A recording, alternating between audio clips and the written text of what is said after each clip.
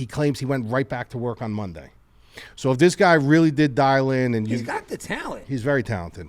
So, Nikita Krylov is the better fighter. And that's it. He's a better fighter. But the thing is, this is making me curious about Ryan Spann now. What happens when he really does put a full camp in now? What's his ceiling?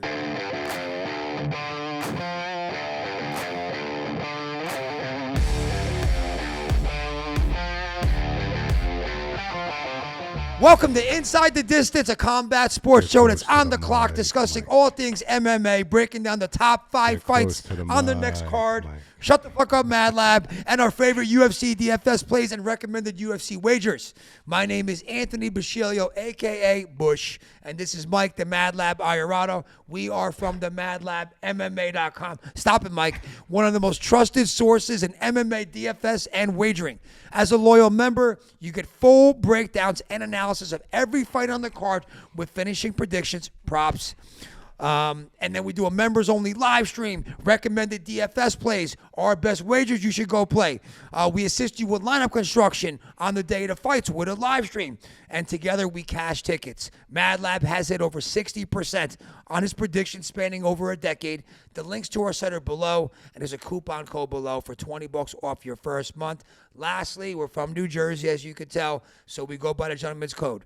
We're going to do a show every week, help you guys win money on DraftKings, wagering, and do our best. We just ask in return. Subscribe to the channel, like, and just share the show with any buddy of yours. Buddies who like UFC, MMA, just share the show with them. That's all we ask from you. Let's talk about sex, baby. All right. Now, here's how the show works. We have 3 minutes to talk about every fight. 5 minutes for the main card, okay? The clock starts now. Blanchfield. She was very surprising. Listen, like I said, I've known this girl for a while. Round 1 submission it was? Second round? Second round submission, but round 1, dude, round 1 was where I was really surprised. I was not surprised with the grappling in any way, shape, or form. Like I said, she's from 201. She's from our county where me and Anthony grew up. So we've been following her for a long time. Eddie Bravo Invitational winner as a teenager. So the girl is Carl Pravik, black belt in Brazilian Jiu-Jitsu. He was the first black belt under Renzo when Renzo came to the United States. So the guy's well decorated. How did Andrade look on short notice? The thing with Andrade, this is where I was surprised. In the first round, what we were afraid of? We're afraid of Andrade's hawking power. Sure, bullying her. She was coming in and she was keeping her range. Blanchfield was keeping her range, tagging her. Bro, it's like the jab couldn't miss. He just kept seeing her head snap back. So there were spots, though, where she was getting tagged, where she would kind of lose her footing, where you didn't know if she was rocked or she just lost her balance. But she got tagged, but she was doing a lot of the aggression. She was the one pushing forward on Andrade, which I didn't expect. I thought she was going to kind of play with her a little bit. The girl is cold-blooded, dude. Like, she really lives up to her nickname, Cold-Blooded Blanchfield. And then second round, she took her down, took her back, and literally like silk. Choked her out. Wow. And that was it. I did not expect it to go down like that. Yeah, I mean, I expected her to win. I wanted her to win. I knew that if in a 5-round fight, if you gave her 25 minutes to latch something up, chances are she was going to get it. If Andrade, she couldn't get her timing down. That was the thing. Andrade just could not get her timing down. So she looked fantastic. She looked better than expected. They're probably going to feed her to Valentina next. Valentina has to get through Grasso. She's got to get through Grasso. So whoever wins that fight. I think that the better matchup for her would be Grasso, obviously. Yeah. But if Valentina wins, that's going to be that's another level now. That's of course like it is. That's another level. So we could talk about that when the time comes. Bets were really good. We hit Salikov minus 190. That was my favorite play on the card. He was losing that fight on the cards. I saw the Discord. The cards came out. He was losing 2-0 on all judges' scorecards. And he finished him in the third. Well, he gashed him with a cut that they had to stop the fight. So he won. So we hit that. We hit the parlay with Palgan and Carpenter. We hit Fletcher and Silva parlay. The 2 bets that we had very small plays on, they weren't even full units. I did half units on them, was William Knight inside the rounds 1 and 2. Did you watch that fight No, yet? I didn't watch any of them yet. That was the most disgusting display. Did you see that fight, Juan? That he threw 8 punches in 15 minutes. Really? 8. He pulled one of those Derek Lewis No, fucking he Ngannou pulled an fights? Oliver McCall, dude. Oh my God. That's the what it Oliver was. McCall. That's what I said on Twitter. It was an Oliver McCall part 2. If you guys don't know the Oliver McCall fight, it was Oliver McCall, Lennox Lewis, back in '99, I believe it was. The second time they fought, he had a mental breakdown in the cage, in the ring. That's exactly what this was. Yeah, and he just quit. So I'm not even mad at myself for putting that in because the world was shocked at that. And then we had Silva to win in round 3 or decision. Bro, round 2 is ending. The round is almost over. It's ending. We're getting ready to go into the next round. Landsberger's over her, kicking her leg, standing over her. Right? Standing. So you think the round's going to end. She decides to jump in her guard with 10 seconds left, and she gets heel hooked. And she got a heel hooked? So 2 very, I wouldn't even say offbeat bets. I mean, they were just 2 plays that ended very oddly, but overall we went over 2 units, another good night. DraftKings, we did amazing in DraftKings, but the William Knight fucked everything up because it wasn't even like he fought. I mean, it was, you might as well just give me a 0. So, I mean, all our lineups were all hovering in a really nice spot. And then you obviously had, that situation with William Knight, that kind of, but overall, really, really good night. Overall, great night. Up units, we make profit, and now we start the show. Everybody was 5 happy. minutes on the clock. We start with the main event first. 3. No, main event, 5 rounds. All right. All right, we got Ryan, Superman, Spann, 21-7, 2-fight win streak. He completely destroyed Dominic Reyes last time out. I've always liked Spann, but then this thing came out about how he doesn't train for fights. I don't know how much I believe about that because I don't know. You could probably touch more on that. And he's fighting Nikita Krylov. Tough Nikita Krylov. He's on a 2-fight winning streak. He beat Ozdemir. He beat Gustafsson. He's the favorite right now at minus 165. He's got a high finishing rate. 27 of 38 fights being finishes with 22 of them coming in round 1. So he comes and lays on the heat in round 1. And, is Spann going to be able to withstand that round 1 heat, that round 1 pressure? I like Spann. And if it's true that he hasn't trained that hard and now he's got the talent and now he's putting in that work, right? He's in a good division, the light heavyweight division that's starving for a couple guys to come up right now with the whole Yuri thing and what happened with Glover and Ankalaev and all this fucking mess. There's an opening for this guy, to be a legit contender and get to a belt. I like him as a dog in this spot, and I'm going to take Superman Spann. Yeah, I listen, when you look at Nikita Krylov, when you look at his record, this is where sometimes you can't go by the numbers so much. This is a guy who's got a massive finishing rate. Like Anthony said, he's got a ton of fights that ended in the first round, a very well-balanced attack with submissions and knockouts, from the Ukraine. I thought he was 40 years old. Yeah, a lot of people think he's a lot older than he is. Yeah. 2012 was his first fight when he went on a 12-fight win streak, all by finish. So people were looking at this guy, but the guy's 30 years old. He's been fighting since 2012. He just has a long drive. But if you really think about that, people are looking at him like he's old or he's older than his age, but you can't look at it like that because he hasn't taken a lot of damage. A lot of his fights have been ended in the first round. So how much damage has he taken? The problem with Nikita Krylov is that he's fairly young if you think about it, even though he's got a boatload of experience. He makes very poor decisions in the cage. Nikita Krylov either comes in and has this game plan where he stands and he goes, or he has a game plan where he stands, goes, and breaks, and he just does something completely stupid to give up position. Ryan Spann, on the other hand, this is a guy who is very talented. He's a lot bigger. I know last week people were chirping about how reach doesn't mean anything in fights. Who said that? I've heard it. It was all over Twitter, like reach. Reach absolutely means a lot in fights. The problem is if you don't know how to utilize it, that's when it doesn't matter. When you got a guy like who's the guy that was 7 foot tall, 6 foot tall? That retired, the bald guy. He had no idea how to, you know who I'm talking about. Yeah, I can't think of his name. Gaethje knocked him out. Yeah. He had no idea how to use his reach. But I can't think of his name. But if you have reach and you know how to use it, it absolutely means a lot in fighting, a ton. So, he's going to have a reach advantage. Nikita Krylov's reach has been kind of pitter-pattering on different sites in different ways. But Spann is not 79. He's listed as 79 in a lot of spots. It's 81, to be honest with you. So he's going to have a significant reach advantage here. This is a guy who uses his hands very well. He's slick. He's large for the division. He's nimble for the division. He's got good grappling, even though he's listed as a blue belt in Brazilian Jiu-Jitsu. He's very good in the cage. Problem with him is he's fucking chinny. This guy is chinny. And apparently he's lazy. And he's very, very... That I don't like. Well, you know, that's one thing. Saif Sahoud came out and he actually yelled at him. He wanted to take it back. He claims that he's never trained for a fight. He claims that he trained for 2 fights in his career. Once on the amateurs and then once in his last fight. So he's saying he only trains to lose weight, to make weight? Right. So it's not like he's sitting on the couch and he's eating potato chips and then going to camp 2 weeks later. It's that when he starts his camp, they're trying to dial his weight down first. They get his weight down, then he can concentrate on, you know, all the focus stuff. He must really blow up. He does blow up. He pretty much said what he eats, to the point where his nutritionist had to put potato chips in his diet. Really, he had to put potato chips in his diet. So this is a guy who claims that after the Reyes fight, even though Cutelaba and Reyes aren't big dime guys where you're like, wow, this is great, they are notable wins, and he claims he went right back to work on Monday. So if this guy really did dial in, and he's got the talent, he's very talented. So, you know, Nikita Krylov is the better fighter.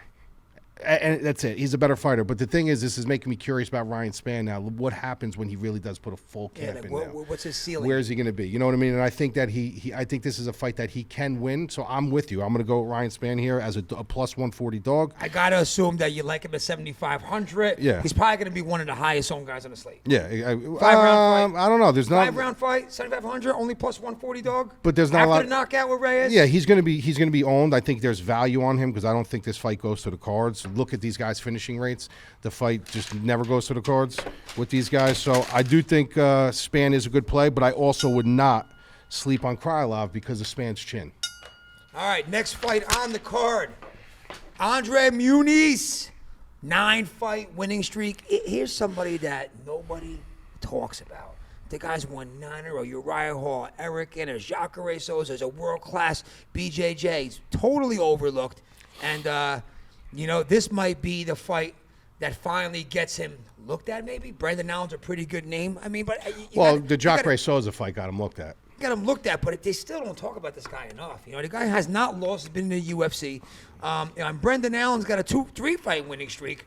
He beat a tough Jocko, very tricky guy to beat. He always puts up a good fight. Jacob Malkoun, tough guy. Sam Alvey, well, you know, smiling Sam Alvey. I'm not going to call it a great one, but he's still a tough fucking guy. Yeah.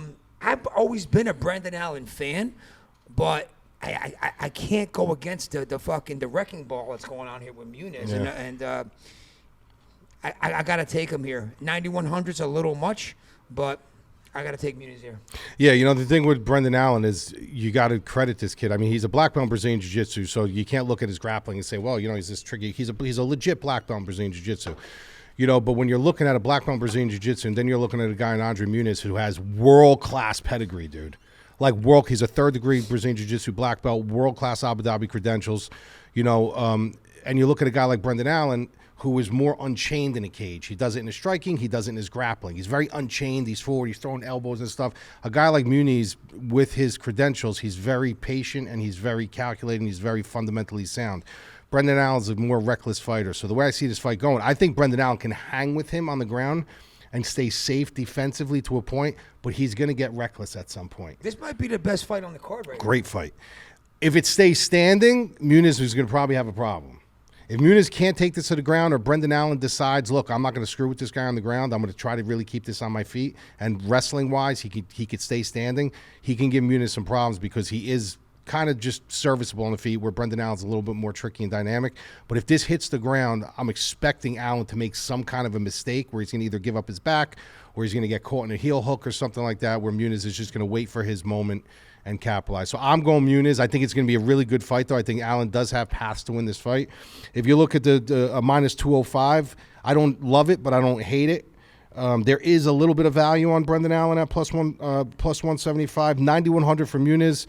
If you don't think that Allen can hang with him on the ground at all, that's a good price. If you do think that he can neutralize his game a little bit, then I probably would avoid it. There's value on Allen on both sides.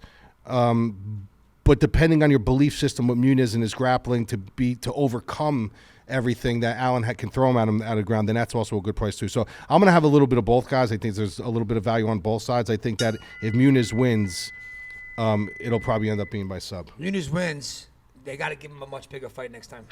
Yeah. This is a big fight for him, but he wins. He's got to be fighting a top 10 opponent, top 7 opponent. Well, you got to remember, this is a guy who submitted fucking Jacare Souza, dude. Yeah, one of the greatest. I know. All right, next fight on the card. Nice heavyweight, sloppy fight. Like we always get one of those on the card. Augusto Sakai, the loser of 4 in a row. I picked him as a dog against Spivak. I don't know what the fuck I was thinking. He lost to Spivak. Tuivasa. Did you pick him against Spivak? I did. Oh, you did. Yeah, I you did. Yeah. He's Spivak, Tuivasa, Rosenstrike, Overeem. I mean, look, those obviously are they're all in the top 15 heavyweights right there who we just spoke about, but he's looked terrible the last 4 times out. He does not want to grapple. He's not a submission guy. All his knockouts are his finishes, 11 knockouts. He's never been submitted. Then you got Don'Tale Mayes, who had a no contest, but he had 2 fight winning streak before that. John Parisi and Martinez. He's a striker. He's got a 5-inch reach advantage. I've just lost all faith in Sakai at this point. Not that Don'Tale Mayes is anything to get too excited about either, but I mean, this guy's lost 4 in a row. You got to think that if he loses this last one, that they're gonna give him the pink slip, exit him. I don't think there's anything to gain here with the UFC's. Oh, they always got to throw a heavyweight just for that knockout showmanship. So I'll take Don'Tale Mayes with 0 confidence. Yeah, the thing with Augusto Sakai is this is a guy who, if you really watch him fight, bro, he reminds you of a very, very poor white Mark Hunt. That's what he wants to be. You know what I mean? He's good on the feet. He's got very good offensive prowess. He's got fast hands. The problem with him is his chin. And 1 time, fine. 2 times, okay. 3 times, you got to start questioning. But when you lose 4 in a row by knockout, 4, that's a problem. He lost his last 4 fights all by finish. The chin is dust. So the chin is dust. So, but offensively, if you're not targeted on that chin and you're not offensively capable of catching him on the chin, he can be a big problem for you because he backs you up on the cage. And he starts throwing heavy hands, and he's got fast hands. He's got good movement for a heavyweight. Don'Tale Mayes is a guy where when people say reach doesn't mean anything, reach can absolutely play a factor in this fight. He's got a 5 to 6 inch reach advantage in this fight, but he's got to understand, he's got to know how to use it. If he doesn't know how to use it, then that's fine. If he allows Augusto Sakai to back him up on the cage and take that reach away, then it doesn't even matter. Or he puts him on the back, which is not going to happen. It doesn't matter either. Don'Tale Mayes has to keep this fight in space. If he keeps this fight in space and just keeps tagging him at head range, he's going to soften him up, and probably eventually knocking him out. I have no confidence in this fight in any way, shape, or form. I don't think you guys should either. But with the pricing, $83.79, this is a good fight to get both pieces. Yeah. High probability of a finish. Yeah, I would keep your money off this fight. As from a betting perspective, unless you find a good line for like inside the distance or something like that, fine. But I'd keep my money completely off this fight. From a DraftKings perspective, Anthony is 100% right. When you got these fighters this close together, you can kind of mix and match a little bit if you have some salary left over and not disturb the rest of your lineup. But in a close fight, sloppy heavyweight fight like this, if you're going to pick a side, you might as well pick the dog to save the money. Because it is kind of a coin flip fight. So I'm going Don'Tale Mayes here. I just think he's a little bit fresher. And like I said, that chin to Sakai, I think the range and the distance may actually be the X factor. All right, next fight on the card, Tatiana Suarez coming in at a blistering -750 favorite. Insanity to me. I mean, look, she's got all the hype. Olympic-style wrestler, undefeated in the UFC, 8-0. She waxed Nina Nunez, ragged out Carla Esparza, former champ, Alexa Grasso, who's now fighting Shevchenko. But she just had a lot of injuries, neck problems, but they are really hyping her up as a future champ. She's fighting Montana De La Rosa, who has somewhat of a name brand on here. Huge dog, plus 550. That's insanity because, she's not that bad of a fighter. But it seems like the UFC is setting up Tatiana with this stepping stone with a decent name for her to get by her. They're not doing De La Rosa any favors here. I'd like to say that, don't fade her completely. I mean, at 6,600 and, she's got very good grappling. Anything could happen, but I mean, I'm not picking her in this spot as a plus 550 dog. So Tatiana Suarez wins this fight handily. Yeah, I'm picking. I mean, it's obvious. I think everyone's picking Tatiana Suarez here. But I'm going to give you guys some food for thought to think about when you're rostering and when you're tying this girl into parlays. You always got to look at the flip side of the coin. The flip side of the coin is people are looking at her resume. She fought Amanda Cooper. Okay, Amanda Cooper is really nobody. She fought Viviana Pereira. Okay, she fought Alexa Grasso, and Alexa Grasso was very young and raw. What year was that? Does it say on there? 2018. That was a while All right, ago. then she fought Carla Esparza. This is when I really started getting interested in her. When she fought Carla Esparza made her career on her wrestling, and she literally took her down 9 times. I mean, literally ragdolled her. This is an Olympic-grade wrestler as a female. And when in MMA, female MMA, if you have any kind of good grappling or wrestling pedigree, you're going to go far. A lot of people, they'll wrestle, but they don't have that real hardcore top control and that good pedigree. The one hole that I seen in her game that I think that can be exposed, I don't think Montana De La Rosa is going to be able to expose it, but one thing I did see is when she fought Nina Nunes was able to back her up. And I've noticed that when you back her up, she's not a fish out of water, but she freezes. She doesn't know what to do, and she'll continue to back up. There was a couple spots in that fight where Nina Nunes was literally able to back her up and cause her some problems. So Montana De La Rosa is a girl who she's married to Mark De La Rosa, black belt Brazilian Jiu-Jitsu. They're obviously a grappling couple, very good grappling, very tough, very durable. Tatiana Suarez is dealing with knee issues. She obviously was out with a knee issue. She was out with a neck injury. She can't stay on the mat for whatever reason. She's, so you really... Something to think about right there. You don't know how she's going to look.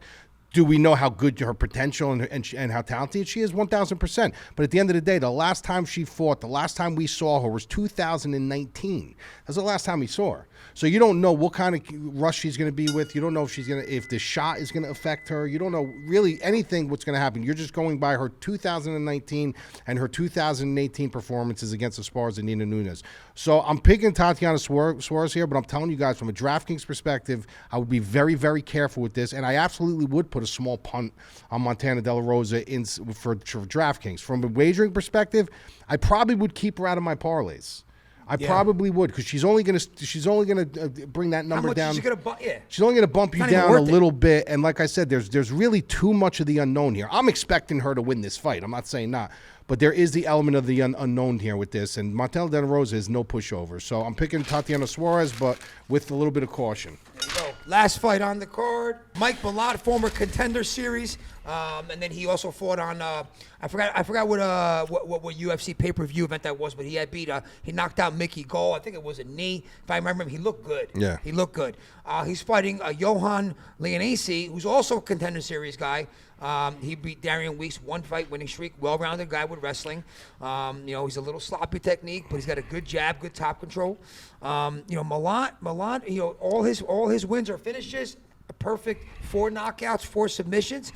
He did got knocked out by Duwato in the regional scene, but and he hasn't been that active really. But from what I saw last time of this kid, I liked him. I liked his style, and this is actually one of the better fights on the card as well. I'm taking Malott, and I'm taking by inside the distance. Yeah, I like Malott here. He's a talented kid, Contender Series guy. Dana White loves the Contender Series guys. Both of these guys are Contender Series guys. The one thing I saw about Yohan Lainesse that I did not like when he did fight, even though he did win that fight, the exchange that he threw to get the knockout in that fight, you could just see he keeps his chin really, really high. Like really high. I mean, even though Malott's got good grappling and stuff like that, the kid does throw with a little bit more conventional boxing and a little bit more of a technique behind it. Lainesse is the type of guy where he will get into a firefight with you and he will put his chin completely on his shelf and it's just waiting to get tagged. So, it's just more his technique that I don't like. The dude is tough. Lainesse is super, super tough. He's super aggressive. He's got this high confidence in himself, but I just think Mike Malott's tied together a little bit better here. I'm not super crazy about that number, though, minus 225, 9,200. I think from a betting perspective, I could see you wanting to tie Malott into a parlay. I would not take that straight up. From a DraftKings perspective, though, like I said, even though Lainesse throws with like this reckless abandon and he throws not worrying about his chin, the guy is a good fighter. If he gets top control on you, it's very, very hard to kind of fish your way out. So 7,000 is not a bad price for him, but I got to go Malott. I think Malott finishes it inside the distance. I think he gets sloppy and he catches him with something. What do you think about his price tag here at 9,200? I think it's a little bit high. But like I said, if Lainesse comes in and he gets into a firefight and throws that exchange on him, I think that's where Malott capitalizes. The problem with that $9,200 price tag is Lainesse takes him down. He's got a very heavy top control. So getting out of that's going to be tough. And even if he does win, that could take points away from you, from Malott being on the bottom. I mean, for him to cover, he's got to get a finish. Yeah, but if you look at it, but he's got all finishes. He's got four KOs and 4 submissions. So I like what I saw. The upside is there. I'm definitely going to play some of Malott without a doubt. But you got to remember, a lot of people are going to be all over Tatiana Suarez on this slate. A lot. Yep. So if maybe a good pivot, they're not going to be able to afford them. Yeah. So there's going to be 9,000 guys and the higher 8,000, 8,900 guys that you're going to want to pivot onto. And I'm telling you right now, don't put all your eggs in the Tatiana Suarez basket. There you go. All right. We have, before we finish with hot topics here, we have Christine's dog pick of the week. All right, little 3-minute, where's it go? 3-minute little smack talk here, or talk about anything here. I'd like to discuss with you briefly a little early preview of the Jon Jones, Ciryl Gane matchup, heavyweight matchup coming up, and we're gonna see the debut of Bo Nickel on that card too, right? Yeah. Which everybody's psyched to see Bo Nickel. Man, he's been talking a lot of shit. How he's gonna come in and wreck the division. He better quiet down and put a couple wins under his belt first for talking like that. But what's your thoughts on Jon Jones and Ciryl Gane, dude? Jon Jones possibly the greatest MMA fighter, top 3, top 5, whatever you want to call him. You might fucking hate his guts. He has that Mayweather kind of feel to him, where it's like you watch him to hope he loses, but you watch him. I fucking hate him, but you can't deny his talent, his ability. I just can't get over people don't understand his shtick yet, dude. Like, did you see the tweet he put out with Daniel Cormier? No, what did he do? He's like, DC, I just want you to know you're more than welcome to call my fight. I know you're not going to be biased. You're great at what you do, brother.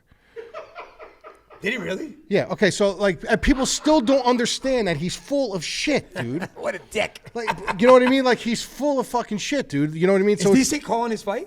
No, DC came out and he's like, I don't even know how to take that. He's like, there's a part of me that thinks it's genuine and there's a part of me that thinks it's like a dig. He's like, but at the end of the day, I don't need you to tell me I can call your fight. But you know what I really think it is? I think it's that he has mental problems. No, but Jon Jones, he's unstable in the head. That's why he's done all these things. So rewind back, guys, to that video that surfaced by, I believe it was Terrence McKinney who posted it, and everyone's like, this is a bodybuilder that confronted Jon Jones. That was not a bodybuilder. That was a world-class kickboxer that was DC's training partner. And the reason why he confronted him was because of a situation that they had at a show for the Unbreakable show, where the guy was talking, Jon Jones was talking shit to the guy who confronted him, the kickboxer, saying, you're a piece of shit, I'll kick your ass, blah, blah, blah.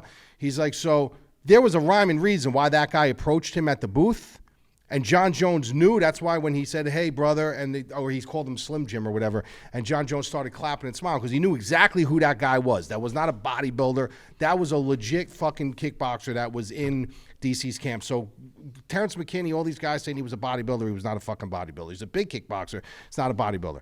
He's full of shit. That's the problem with me. I don't know what to believe with him and what not to believe. The fact of the matter is he's still 35 years old. Still 35 years old. He did not look good in his last fight. Who did he? Was it against? Was his last fight against what's his face with the Thor hammer? It was Dominic Reyes. Oh, it was Reyes. He didn't look good against Dominic Reyes, right? So the fact of the matter is he did end up taking his soul in that fight because Dominic Reyes has never been the same again. But you don't know. Like, you don't know. And you got a guy like Ciryl Gane now where we're saying, well, this is an athletic guy. He's the most athletic guy he might have ever faced.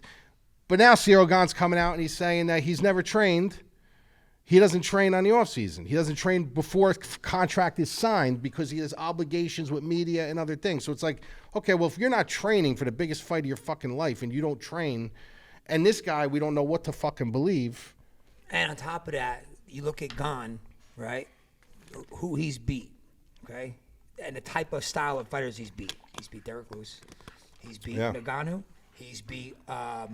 He beat Derek Lewis, Nagano. He beat Tiovasa. All guys that come forward pressure, and he could fight his game and use his reach, right? This is the complete opposite. Well, this dude's going to take... Jon Jones is looking to ground this thing. Yeah. He's going to take him... He's going to have an inside Gane's trip. A kickboxer historically. Yeah. So his MMA is still new to him. Like, believe it or not... I think the names on paper looks like a good matchup 100%. More than it really is. Believe it or not, on paper, this is a beautiful matchup for Jon Jones. Yeah. Like, if you go through the statistics. The style, everything. The style. But what Jon Jones are you going to get? I think you're going to get Jon Jones who's ready to fight. You know, what Jon Jones are you going to get? You're going to get Jon Jones who's ready to fight. You know, so that's what that. All right. We'll talk about that more next week. You know where we are, the MadLab, MMA.com. Come check us out. You know what we do. If you're a fight fan, you'll love what we do. We break down every fight, finishing predictions, tell you to wager on. But to me, the best part is our Discord with all UFC fans. We watch the fights together while we're in Discord. We're commenting. When we cash our tickets, win our wagers, we're posting GIFs, funny shit. We just have a great time in there. Come check us out, all right? We're going to have a really good special coming up, too. We got a lot of great fight cards coming up. We got, obviously, after this week, we have a UFC pay-per-view event, John Jones, Ciryl Gane. Then we got Peter Yan versus Davishvili. Sick fight. Awesome. I can't wait to watch that. Sick fight. Then we have UFC 286, which is Leonid, the rematch, Leonid, and that's got Fiziev and Gaethje on it. Wow, dude. That Fiziev Gaethje is like, that's going to be fight of the year right Then there. after that, we got Marlon Vera and Sandhagen. Wow. Then after that, we got Pieta and Adesanya. Dude, I mean, it's what a darn fucking sick lineup. Not to mention that we got boxing. We have Tank Davis, Garcia. You got obviously Jake Paul, and I mean we have so much content, bro. He's gonna win. Yo, then look, then you got Brendan Allen and Holloway after that. Like, wow, Brendan Allen. You mean Arnold Allen? Arnold Allen. Wow. Just a sick lineup of cards coming up. We're gonna have some in dead specials. season when there's nothing going on right now, no other sports. So. Spring training, baseball. Who fucking cares? He stuck it in there, right? You heard that? Well, no. Well, people are gonna want to hear our breakdown on that. We're going to talk about this. All right, we'll talk about that next week. We'll see you next week.